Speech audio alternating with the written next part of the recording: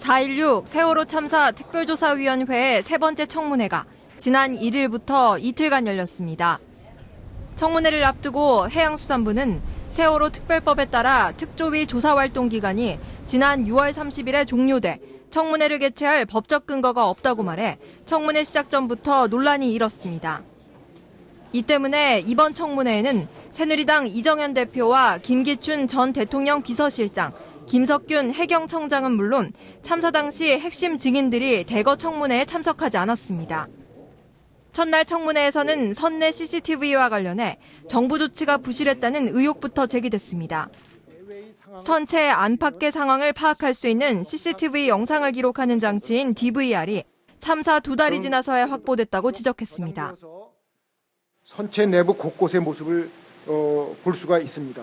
그리고 이 CCTV 화면으로 나오는 영상은 동시에 3층 안내 데스크 안에 설치되어 있는 DVR 영상 저장 장치 내의 2개의 하드디스크에 기록이 됩니다.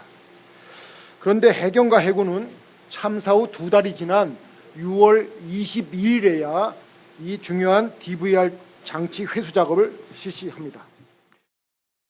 구조 과정에서 미흡했던 점들도 청문회 과정에서 제기됐습니다.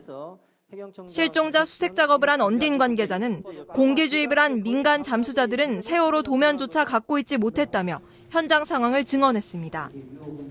증인께서도 도면을 받은 적이 없고 그러니까 당연히 민간 잠수사들한테도 도면을 줄 수가 없었던 거죠. 당연하죠.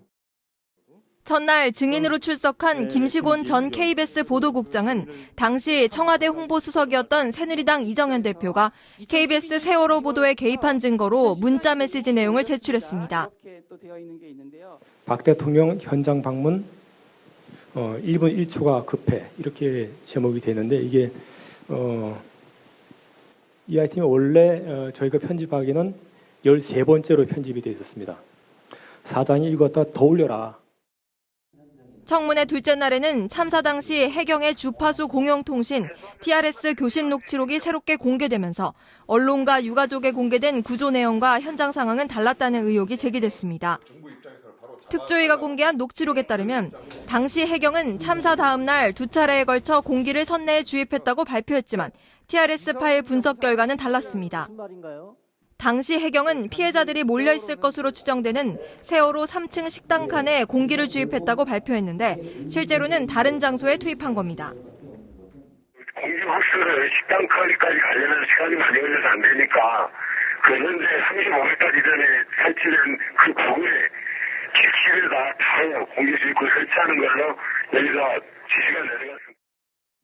수중 무인 탐사 로봇도 실제로 선체 진입에 성공하지 못하고 유실됐다는 사실도 교신 내용을 통해 드러났다고 특조위는 밝혔습니다.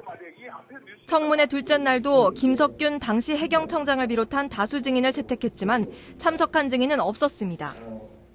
세월호 특별조사위원회의 3차 청문회는 끝났지만 인양과 진실규명 등 세월호를 둘러싼 과제는 여전히 남아있어 지속적인 시민들의 관심이 필요해 보입니다.